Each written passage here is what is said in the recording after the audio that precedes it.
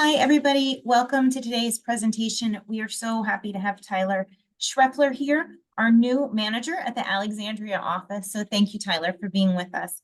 As you know, we get lots of questions all the time from families about DARS services. So thank you for being with us to share information. As a reminder to all of our participants, you are on mute. So please feel free to type your questions either into the chat box or the Q&A, either is fine. And we'll be going through those.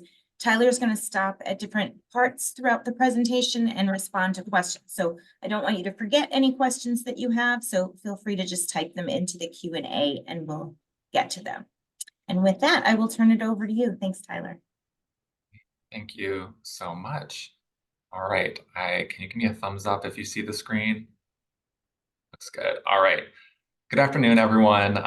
My name is Tyler Schreffler, and I am the new manager of the DARS Alexandria field office. And I appreciate the opportunity to be able to speak with you all.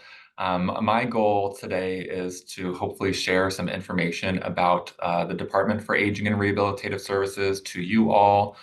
Help answer questions so that you can better understand how our agency can be a support to either you, your students, your child with a disability, family member with a disability, and how we can best work together to support their goals.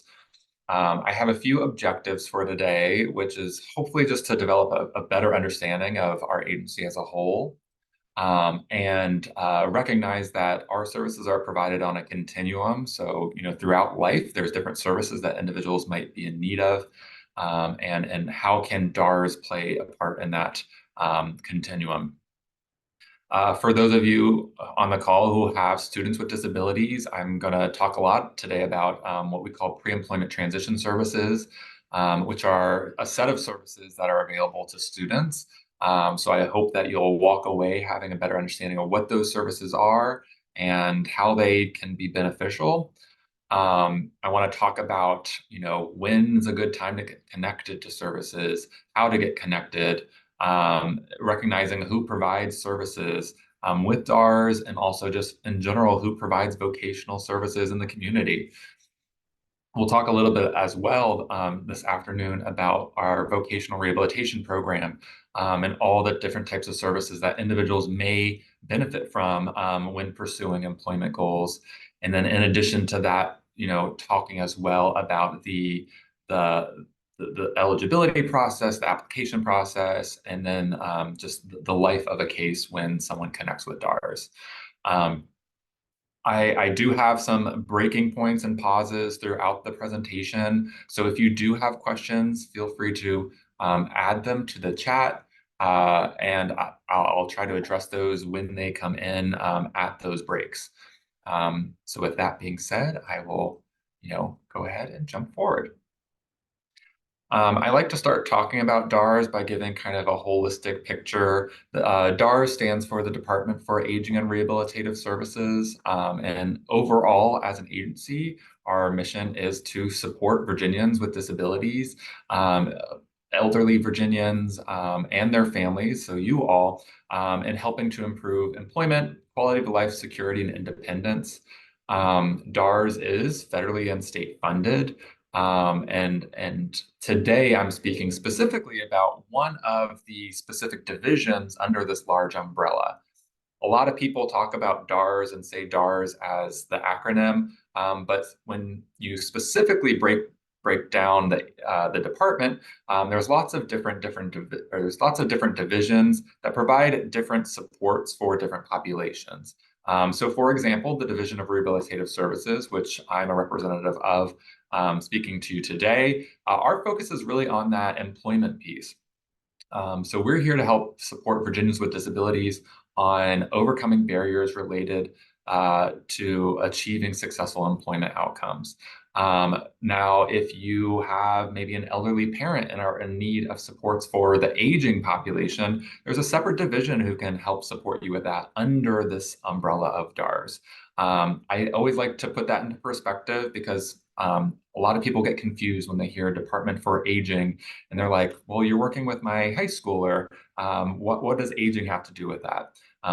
overall, our agency does encompass a lot, but today I'm just specifically talking about the vocational piece and the vocational rehabilitation portion. So when I talk about that DARS is focused on competitive integrated employment, what I really mean is that what we're helping individuals achieve is employment in the community that meets the new federal definition that was presented through the Workforce Innovation and Opportunity Act, which is WIOA for short. WIOA defined competitive integrated employment as work that's either full-time or part-time basis.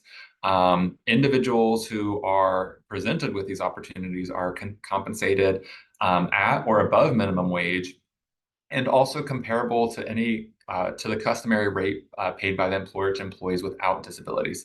So it's important that the clients that we're working with are presented the same pay for the work that they're doing as non-disabled peers. In addition, the individuals have to be eligible or be able to receive the same level of benefits that are presented to other people in that position that may not have a disability.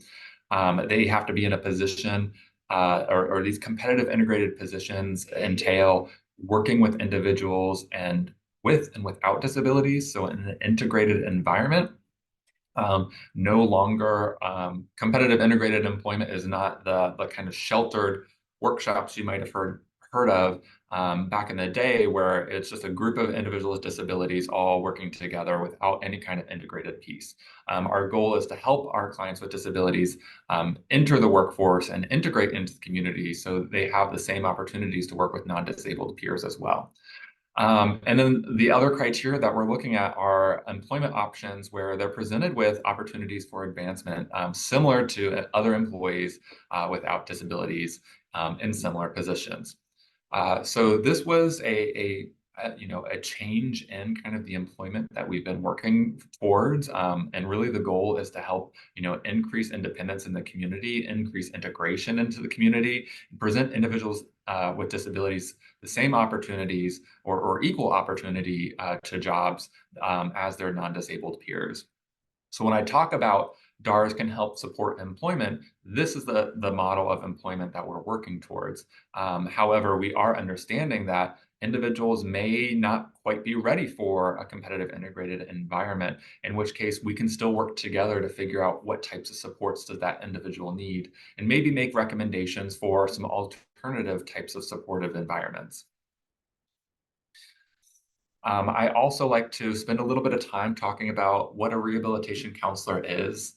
DARS works with the case managers or our counselors with DARS are kind of the lead, and often they're the most important role in that vocational rehabilitation team. So the DARS counselor or the rehabilitation counselor works as a trained counselor to kind of coordinate all the disability related services to help that individual achieve employment. They can help provide a lot of different types of supports that you can see here on the screen. At the end of the day, we're master's level counselors, so we're here to kind of process an individual's disabilities and identify those barriers to employment, identify plans and treatment and progress to overcome those barriers so that they can be successful in employment. Our rehabilitation counselors have a background in vocational and labor market information, so they know how maybe different disabilities may impact performance at work, and can make recommendations for accommodations or make suggestions for alternative types of employment that would be a better fit. Our rehabilitation counselors work to evaluate individual skills and interests so that we can best identify a feasible employment outcome or an employment goal. But we also work as kind of that team lead to coordinate services. So if an individual needs stable housing in order to be successfully employed, while our agency might not support directly that housing piece, we can assist helping to connect with a different community partner who can take the lead on that portion. Or if there are different resources an individual need, the rehabilitation counselor is there to help identify that's a need to be successful long-term for both employment and independence, and help get that individual connected to an alternative resource. And then before we kind of dive in deep into our programming and what we have to offer, I wanted to give a little bit of a graphic, because when I talk about a continuum of services, this is kind of what I envision of individuals moving throughout the life of their services. The earliest set of services individuals can receive through DARS are pre-employment transition services, which we'll spend a lot of time today talking about what those are and why they're beneficial. We'll also talk about the vocational rehabilitation services that individuals can receive. I've heard it described, and I really like this description. Pre-employment transition services are kind of like the appetizer. So while individuals are still students and they're in school, they're in that exploratory phase, learning about things, trying to better understand not only themselves, but also their interests and their abilities. So it's that appetizer. And then as they begin transitioning out of the school system, we start to explore maybe those vocational rehabilitation services, which is more of like that main meal that's really going to provide more intensive supports to help reach that long-term employment goal. So this is kind of how I visualize that continuum. Not everybody moves along this continuum in the same fashion, but pre-employment transition services are the first set of services that individuals can receive as a student. And then, throughout life, individuals can continue to receive what we call VR, or vocational rehabilitation services. One thing I didn't mention is that DARS services are accessible throughout the lifespan. While many individuals connect to us in their high school years to begin working with us on their transition goals, individuals can reapply for services throughout their life.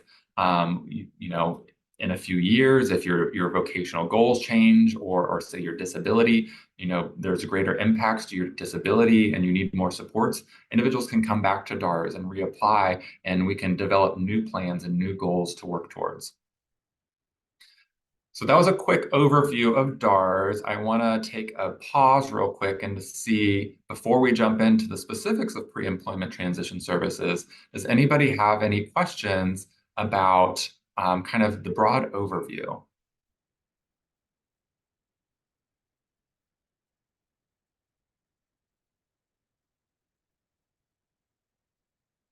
2 seconds and I'll monitor. I see, Jacqueline, could you go ahead and, you're muted. So if you could please, just type your question in the Q&A box or the chat box, that would be great.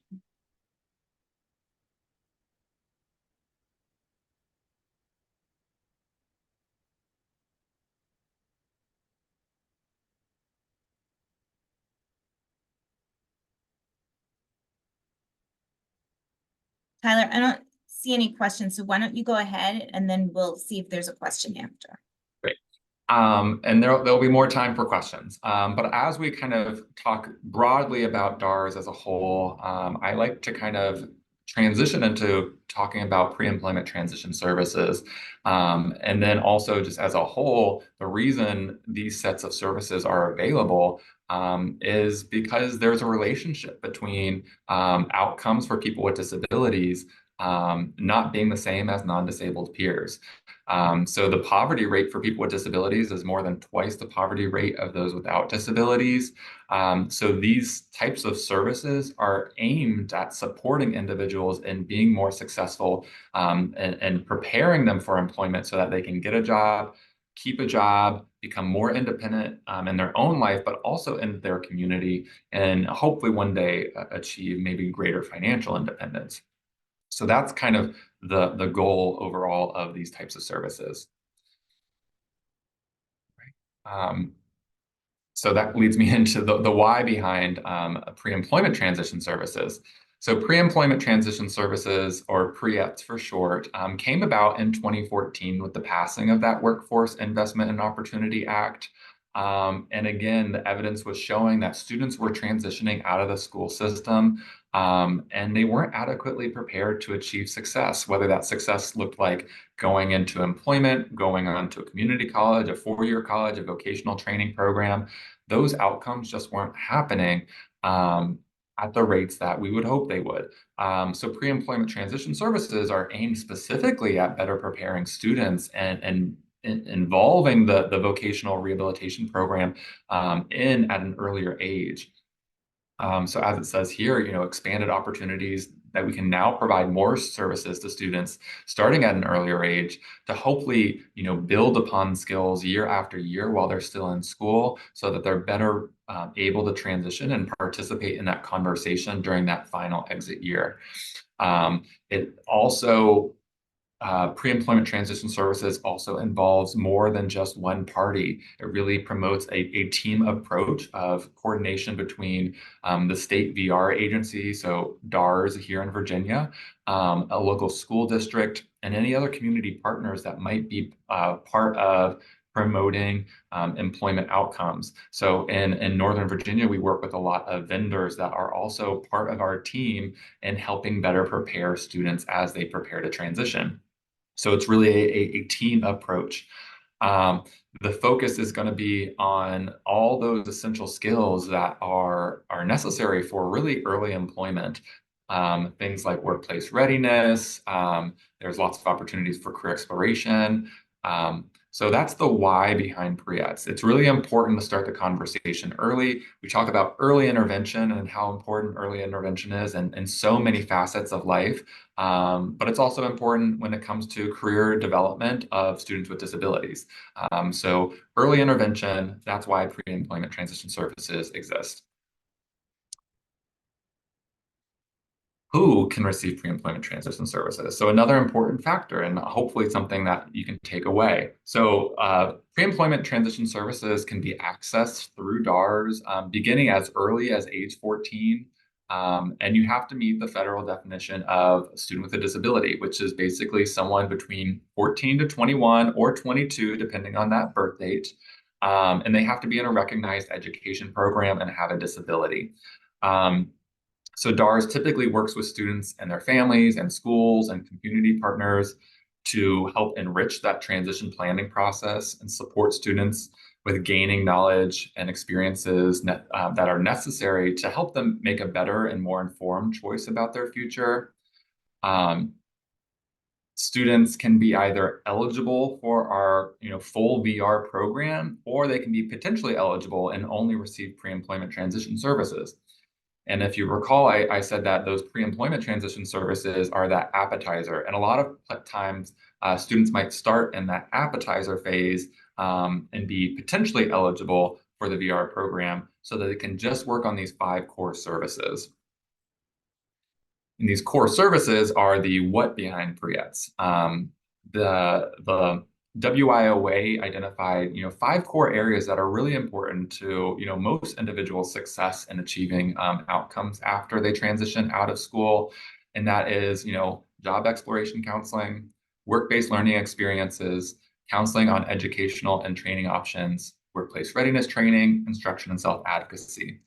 On the screen, there are some examples of what these types of activities might look like. And a lot of times these could be provided in either an individual setting, a lot of times a group setting, because there's so many students. And for capacity's sake, it's easier to provide these services as a group. But for job exploration counseling, a student might work with DARS to do some career exploration around their vocational interests. It could be, I want to call it old school, but pencil paper types of assessments.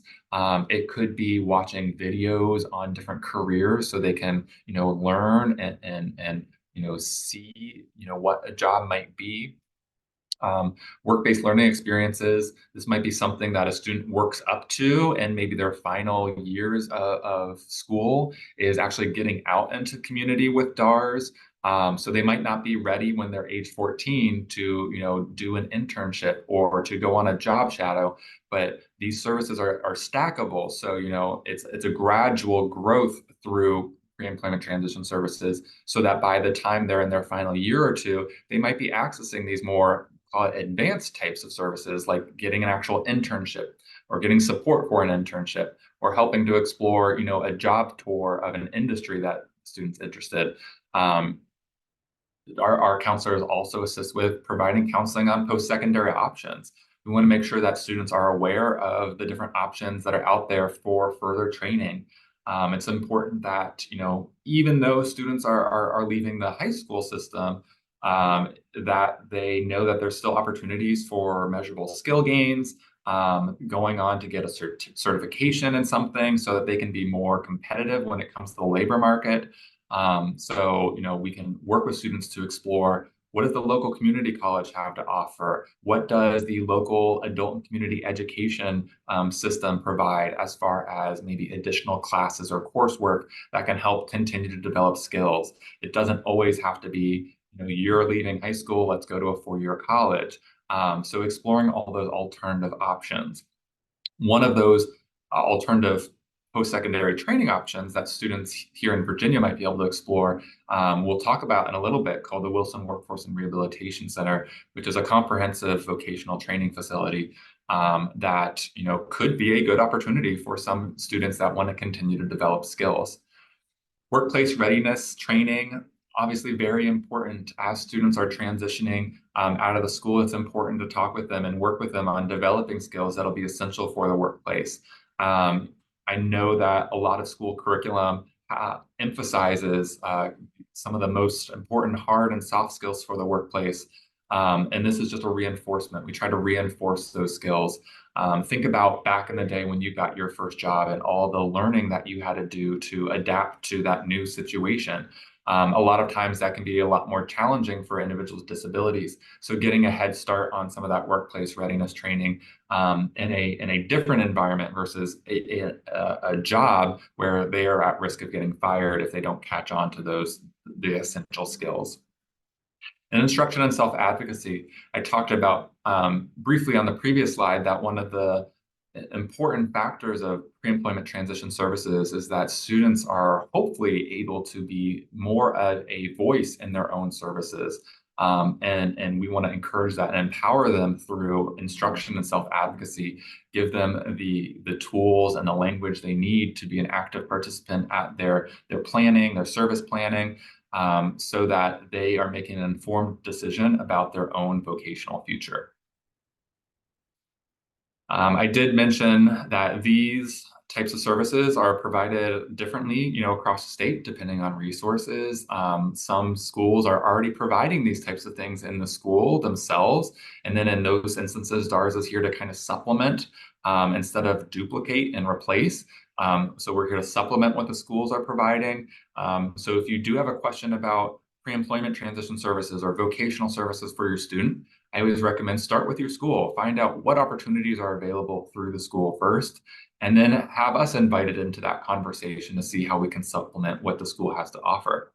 And here in Northern Virginia, we work very closely with a number of different providers, third-party providers that have developed outside groups. These things typically occur maybe after school hours, over spring break, over the summer, days off of school. So there's lots of different opportunities for students to continue the conversation even when they're not in school, which is also a good reason to connect. And then how to connect is also important. So if you're just interested in accessing that appetizer or those pre-employment transition services, students can get connected through their school. So all schools should have a point of contact who can help you all make a referral to us. So it's not all on you. But if you don't want to wait for the school, students and families themselves can do a direct referral to your local DARS office by calling, directly. Letting them know what school you're a part of and expressing an interest in pre-employment transition services. If you only want those pre-employment transition services right now, it's a pretty quick process. We don't have to do the full intake because there's no eligibility determination that we go through, but it still does require some paperwork. So there's some consent forms. And then a DARS counselor needs to determine what the need is so that we can best determine what services to recommend. So students can access services as long as they meet the definition of a student with a disability. So again, between the ages of 14, 21, or 22, depending on that birth date, in a recognized education program and have a disability. So as long as they meet that criteria, they can continue to receive pre-employment transition services. And then I also often get asked, when's the right time to connect to services and start receiving pre-employment transition services?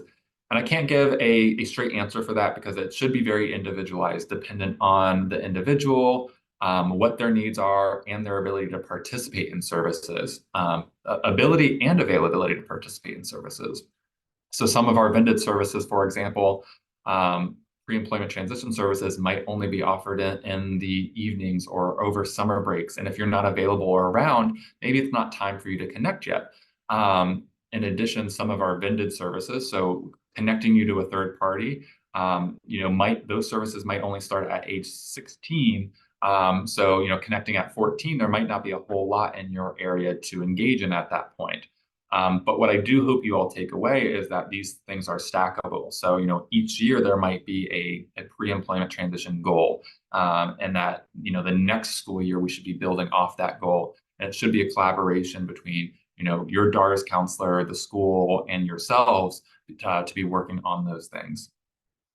So some of the forms here, we need documentation of that disability. We need to do what we call a PREATS needs survey. So again, that's where that conversation with the counselor will be beneficial. And then just assign consent and release from the parent, or if it's an adult student.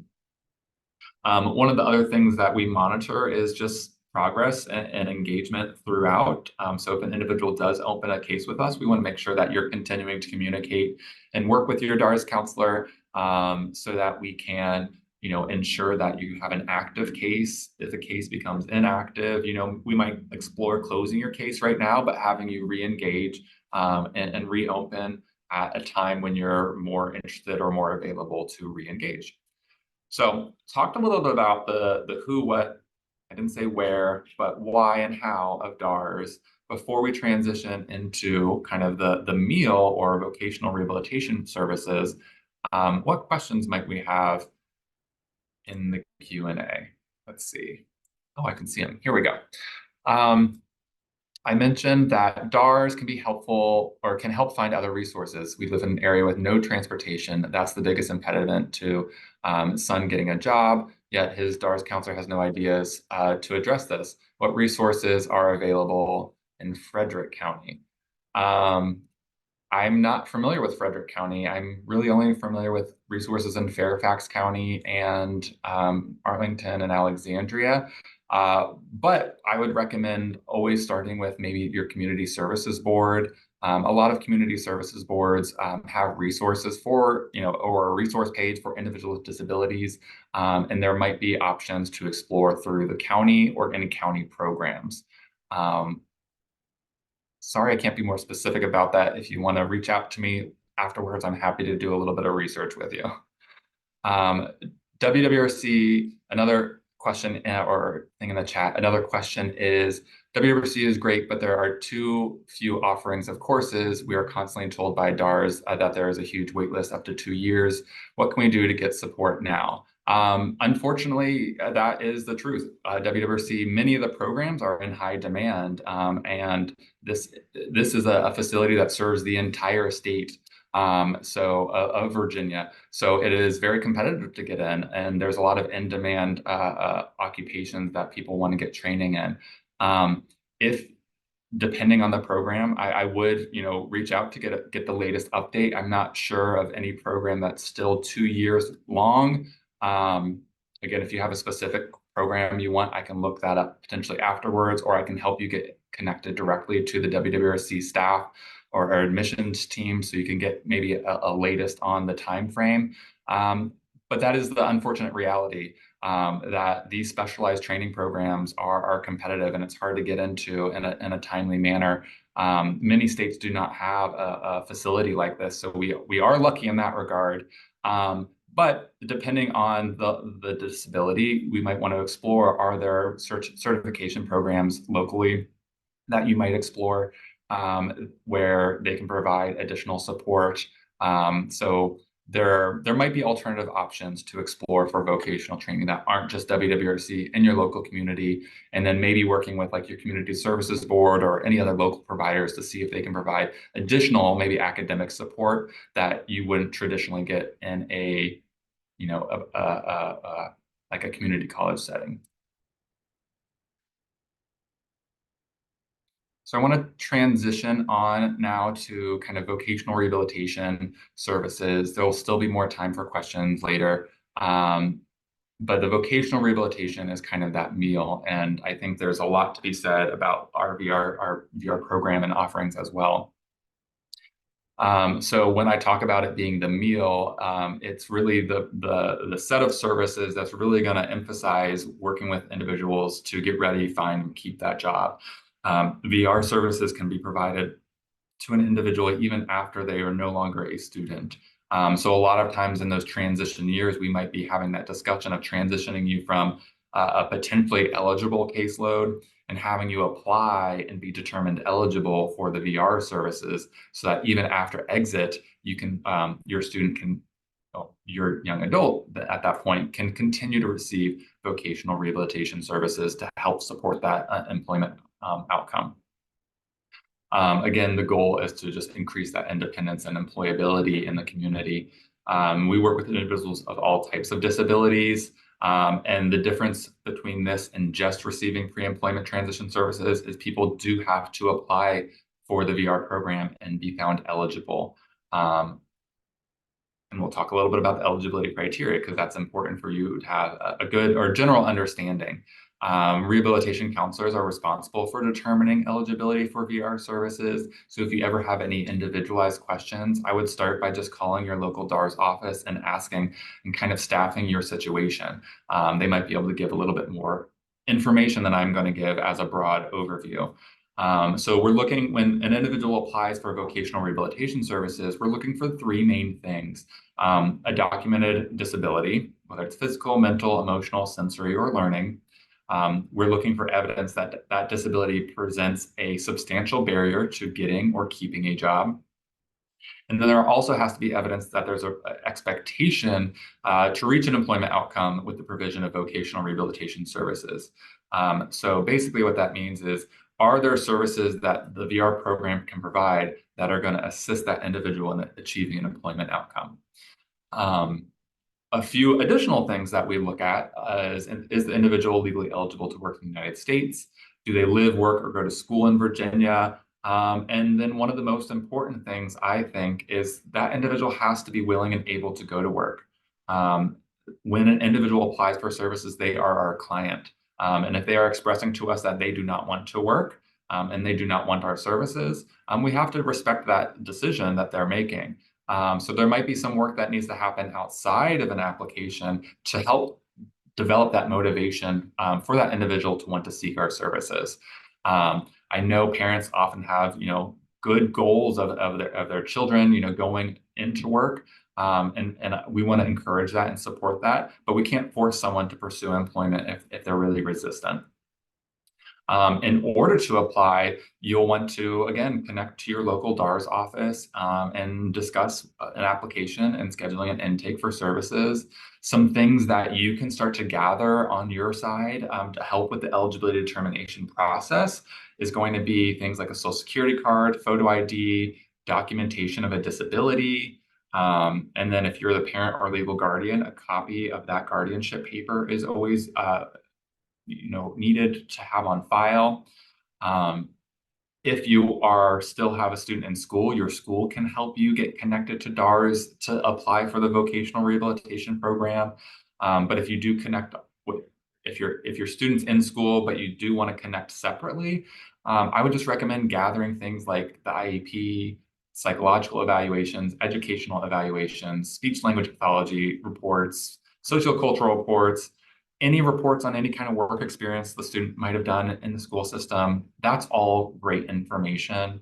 If the student has a resume, that's useful. The resume might only include volunteering they've done with you or the school. That's still good information to bring with you when you apply for services.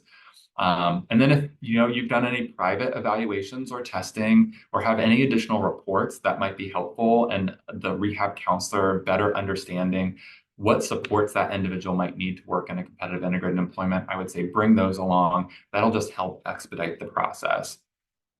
A lot of people ask, how long does the eligibility process take? Our federal regulations are that we should determine eligibility within 60 days of the application, which is a long time. That's 2 months. Now, oftentimes that eligibility determination is made a lot quicker and a lot sooner because we want to rapidly engage our clients wherever possible to keep them involved in the process. But that is somewhat dependent on the information we're able to get from you all or your providers in a timely fashion. There are times where sometimes we're not able to make an immediate eligibility determination, and we might need to do some additional assessments or make a referral for some additional testing. And that might extend that time frame, but it's all for the purposes of gathering more information, so you're still involved in that process. Once eligibility has been determined, a plan, our federal regulations require that a plan for employment be developed within 90 days. Again, typically happens a lot faster than 90 days, but that's kind of the max amount of time that you might be looking at. The goal is, though, that immediately when you guys, or when your individual receives their eligibility determination letter, so our system will generate a letter and mail it when eligibility has been determined. Give your counselor a call and get scheduled immediately for an IPE meeting or an individualized plan for employment meeting so we can begin the real work of discussing those goals, helping to provide services to address the barriers, and then hopefully achieve employment. Some examples of services. I can't go over everything that VR has to offer because it's all individualized. But some things that I often see people connecting to us for are things like diagnostic information, evaluations to learn about skills, abilities, aptitudes, different assessments out in the community to learn about their work skills, their behaviors on a job site. So that's sometimes why people are connecting with us. Some people are connecting to us because they've had a pattern of losing employment in the past and they need counseling services to kind of work through those patterns and break that cycle. Disability awareness counseling to work with an individual on embracing their disability and empowering them to achieve still a successful outcome. Our agency, while not a placement agency, we don't have jobs lined up for everybody. We do provide some placement assistance, so we can assist with helping you develop that resume, helping you apply for jobs and search for jobs, helping to, once you do have a job, checking in with you to make sure things are going well, helping to communicate with a direct supervisor to ensure that, they're recognizing things are going well on their end as well. We can potentially help support with things like vocational and post-secondary training.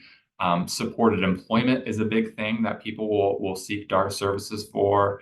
And then rehabilitation technology and engineering and assistive technology are some services that we have to offer that can also help overcome some significant barriers so that an individual can be successful in employment.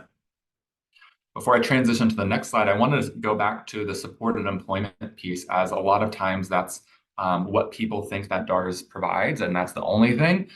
Supported employment, sometimes people, will connect that to job coaching services. It's a specific service that, many families are asking about. And in order to be considered for supported employment services, an individual has to be determined what we deem as most significantly disabled during their eligibility determination process. So what that means is a counselor is determining if they meet 3 functional limitations or more. When supported employment services are being considered as necessary as part of the employment plan, the DARS counselor will work with the individual to identify from a list of providers we have who are approved to provide the job coaching services. So that's why it's important to have that connection with your DARS counselor and that you're working together to make that decision. In Northern Virginia, there are quite a few providers, which we're very blessed to have a lot of opportunities and a lot of different agencies we can work with. I typically will recommend for individuals who are going to need job coaching services, I always recommend before finalizing a decision, call these third parties yourself and interview them. This is going to be someone that is going to maybe be coming to your house once a week to help, apply for jobs. It's going to be someone that the client themselves will be working with on a regular basis. So it's important that you're comfortable with that agency, kind of their mission. All of them do generally the same thing, but sometimes it's helpful to just call them and staff your child with them and say, how can you best help us? And I think that's important because, again, I talked about informed decision making before, and I think it's important that you're involved in that decision making process.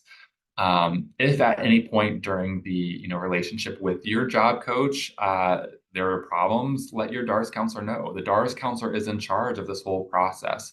The job coach follows the instructions of the DARS counselor, and I typically recommend doing a check-in at no later than the 3-month mark if there's no progress being made to kind of reevaluate that relationship and determine maybe you want to change job coaching vendors if that's the problem. So there is some flexibility there, but I wanted to take just a brief minute to kind of break that down for everyone because I know that's a common question that people ask about is job coaching services and how they work. Probably spend a lot more time on that. And if you have any specific questions of job coaching, please put them in the chat for down below. I also often get a question about cost for services. There's no fee for applying for services, so you can apply for services and there's no cost. A lot of what we have to offer in-house is at no cost to an individual, but there might be some more extensive services that may require a cost or may require us to explore our financial participation criteria. Virginia DARS does have financial participation criteria, so we are looking at comparable benefits and other opportunities for funding before we're able to explore funding. So in those instances where we're exploring, for example, a job coach, we'll have to determine that the individual meets our financial participation criteria by collecting some financial information from them. That could be their latest tax return, pay stub, a W-2 from them. If they're receiving Social Security benefits, like SSI or SSDI due to their disability, they might automatically meet our financial participation criteria, which means if it's necessary for that vocational goal, DARS should be able to provide that service. So there are some costs and some limitations. On this slide, I have an example of kind of some of the general cost versus no cost types of services. This is not all encompassing. And if you do have questions about types of services you or your child may be eligible for, ask. It's always important to ask questions when working with your counselor to learn more. Everything, unfortunately, we don't have a menu of services so that you can say, well, we need, a number 1, a number 12 and number 23. Everything's individualized. And so if there's no open communication between you and the DARS counselor, it might be hard to recommend services that are appropriate. You can also find more information about DARS, the VR program, and the VR process on the DARS website. So you can check that out at the end as well. And there was also some videos and success stories with examples of how individuals successfully engaged with DARS in the past to achieve employment. And then I like to kind of round this section out with there are limitations with DARS. I mentioned that we're not a placement agency. Some people get frustrated because they come to us and think that we have jobs that are already lined up for people with disabilities. As I mentioned in the very beginning, competitive integrated employment. We're here to help support individuals in competing with the workforce, which means that we don't already have things lined up for them, but we're here to help support them compete with the workforce. Active and regular contact. So the individual themselves needs to be engaged in the process and engage with the counselor and schedule recurring meetings. And that could be a combination of working with the counselor, working with the job coach, working with both. But there should be regular collaboration and communication. We can't force people to participate in services. And if individuals aren't participating in services, we may explore potential closure and having you reapply when you're ready to more engage. And then there's a few instances where we may not be able to pay for services. So things like if an individual doesn't meet our financial participation criteria, the service isn't needed to achieve that goal, or if there's evidence that the individual won't benefit from the service, kind of we're taking a look at. All right, I'll do a quick pause here and jump over to some of the questions in the chat. There's a question about PERT, which I'll get to in a second, because I'm going to be talking about WWRC. I see another question. If on SSI, are you automatically eligible?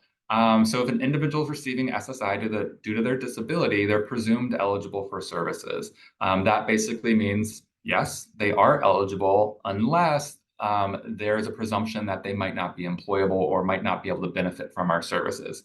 Doesn't happen often, but that is a really important thing. When we talk about coming prepared to your intake, if you are receiving SSI, bring a copy of that verification letter to show your counselor, because that could help expedite the process. Because if an individual can benefit from our services and is receiving SSI and meets our other criteria, they're automatically eligible. So hopefully that helps clear that out instead of making it more confusing. What are the 3 qualifications needed to receive support in employment? So it's not 3 qualifications. In order to receive support or be able to receive support in employment services, someone has to be most significantly disabled during their eligibility determination process. So a counselor is looking for 3 functional limitations or more. So again, there has to be areas of their life, 3 different areas that are impacted by their disability. So that's what I mean by functional limitations. Your DARS counselor will talk about that and ask questions about, how does their disability impact them on a daily basis? How does it impact them at school? How does it impact them, in past employment, to get some of that information? It could be things like, just throwing them out, things like self-direction, communication, interpersonal skills, mobility. Those are just some examples of some of the functional limitations that a counselor might be exploring. Under post-secondary education programs, is there support for achieving success in certificate in other studies, tutoring, time management? DARS does have an in-house assistive technology specialist who does provide some support for individuals pursuing academic programming, because those executive functioning skills are really important. There is a lot of focus on time management, organization. So yes, there are some supports for that in-house. A lot of times our DARS counselors will help individuals get connected to any accommodations they might need for a certificate program or in any academic program through either the campus or, like I said, if it's adult community education. So we might explore supports in that way as well. All right. I know I'm kind of breezing through, but I want to be able to talk about WWRC because I know there were some questions in the chat. So WWRC is a unique program to Virginia, stands for the Wilson Workforce and Rehabilitation Center. There are a number of different programs at WWRC, and I do encourage everyone to reach out to WWRC's website to identify, all the different types of options, in addition to talking to your rehabilitation counselor about the possibilities. But the first program that individuals can potentially pursue at WWRC is while they're a student, and it's called PERT, or Post-Secondary Education Rehabilitation Transition Program. It's a school-to-work transition program that's a partnership between Virginia DARS, the Wilson Workforce and Rehabilitation Center, and Virginia Department of Ed. And the goal is that an individual, while they're a student, can go out to campus for 5 days to be evaluated in their vocational areas, and their independent living skills and their social skills. And they'll gather a lot of information in that 5-day evaluation and present a report that can be hopefully provided to the IEP team in the school, so that the IEP team can develop goals to work on some of the areas of need, so that they're better preparing for success while they transition.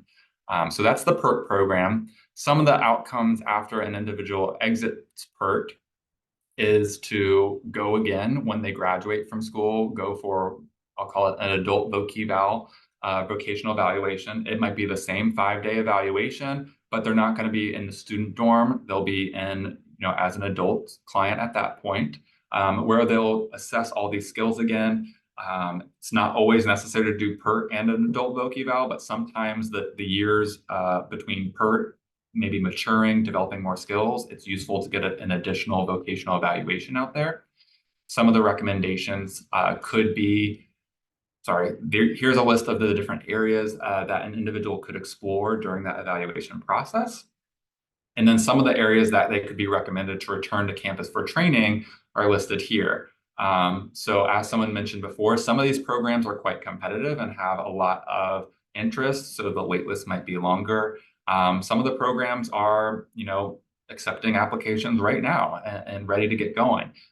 So really talk with your counselor about those timeframes. And I would also recommend families take a tour of WWRC before deciding to go, because they'll get to see the campus, see the dorms, see the facilities and the training facilities. And a lot of time that helps put the program into perspective. You can also learn more directly about one or all of these programs from the instructors themselves.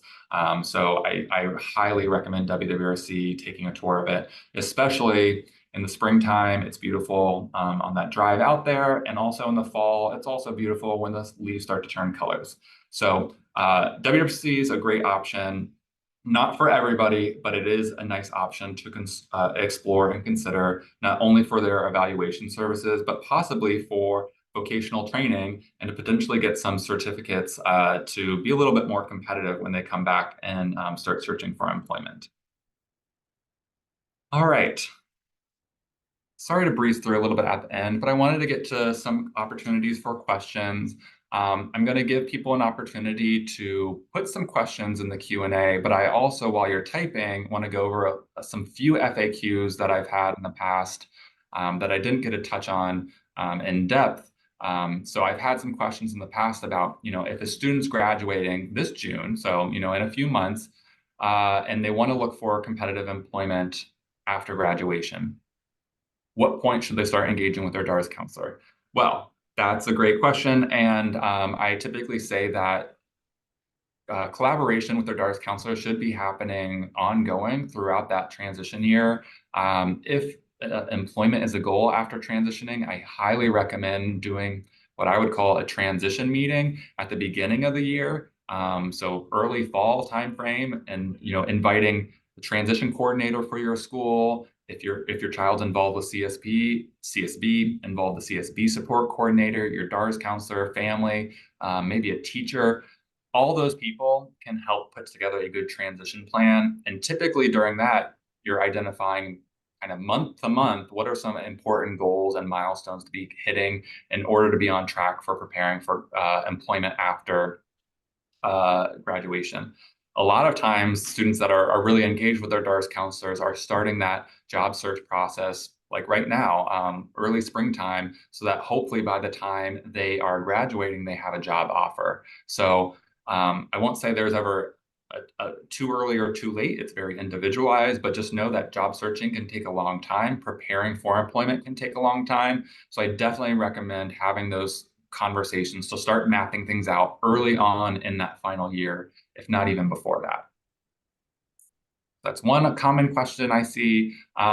Is it required for students to go on situational assessments with counselors if they have sufficient data from school or experiences? So situational assessments can be a great tool where a DARS counselor might pair a client with a job coach who will go out into the community and create kind of job trials for a day, where for a few hours they might get to try out that job. A lot of times that could be used for things like career exploration. Does the individual like the tasks that are involved with that type of job? We might also be evaluating kind of work stamina, work abilities, things like that, work tolerance. So it's not always required to do additional assessments. However, sometimes the data the school is providing is very structured, and it might not be necessarily a competitive environment. A lot of times the school systems are, while they're creating really great opportunities and like these internships for students, they're not necessarily the same demands of a competitive position. So we do like to evaluate what has already happened with the school and see if we need to gather any additional information, but that is not always required. Additional assessments isn't always required. Yeah. Another question I often get is what point in the IPE, or at what point is the IPE developed while the student is still in school? As I mentioned, within 90 days of being determined eligible for services, the initial individualized plan for employment, which is going to be that roadmap for services, should be developed. Now, the IPE is a living document, and that should be evolving as services are provided. So if an individual does an internship, that's great. What information did we learn from the internship, and how can we edit the IPE to develop new goals to grow from that? So it's a living document, but I would say as early as possible, once being determined eligible, you should be meeting with your counselor to start that planning. A lot of families ask questions about, is there a range of hours per month that DARS will kind of provide to job coaches when exploring supported employment?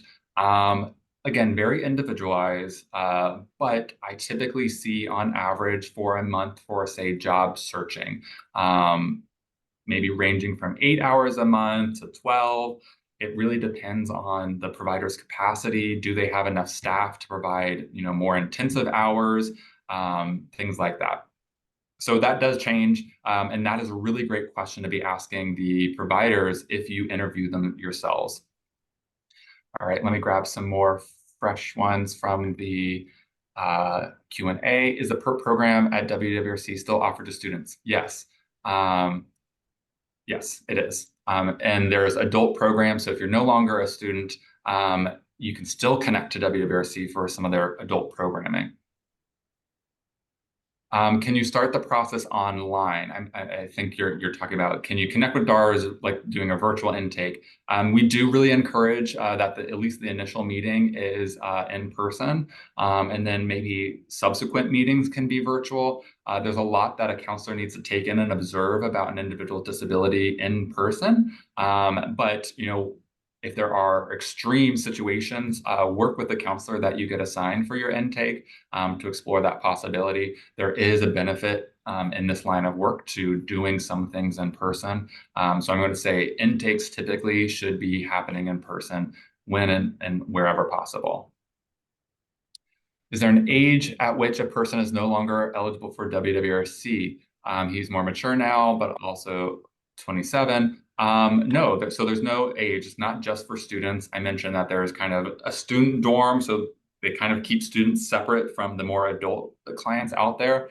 But there's no age cap that I'm aware of. I've sent clients who are in their 40s before for some training to get ready for the workforce. So it's still an option to explore. Live in an area with a lot of distribution centers, warehouses. Many of the jobs are for stocking, associate material handling, forklift operator, and require prior experience training. I know, it's so frustrating. Does WRC have hands-on training in these areas? If not, does DARS have private vendors who could provide training? Yes, so that is probably one of the more popular trainings at WRC is their material handler training. And there's an opportunity to get forklift certification while you're out at WWRC. And in that experience, in that training program, they typically get students hands-on experience in 3 or a couple different internship sites so that they have experience and can come back to their community and apply for those jobs. Because you're right, so many of these jobs which a lot of people would consider entry level, are asking for maybe years of experience, and that's not really fair. Right. I got through all those questions. I'm putting some contact information up. I know ARC of Northern Virginia serves a wide area. I put the 3 kind of northernmost offices, Alexandria, Fairfax, and Leesburg's contact information. But if you're on here from somewhere else in the state, there is information you can find on our website to find your local office. Tyler, thank you very much. To the families, just a reminder, I'm going to send Tyler's slides out along with a link to the recording. Tyler, thanks so much for taking the time today. I know you're super busy, so I appreciate you answering all these questions. It was great information. I'll also just share that I know that Pizzi is hosting a webinar tonight with the WWRC on driving. That's a question that we get. So I can send a link out to that if you want to register for that information tonight. Okay. Well, thank you, Tyler. If anybody has any questions that they didn't think of during the presentation, feel free to reach out to me or Tyler, and I'll forward them on if I need to. All right. Well, thank you so much. Thank you all, and thank you all for taking the time to learn a little bit more. I know it can be a confusing process, so hang in there, ask questions. All right. Thank you. Bye-bye.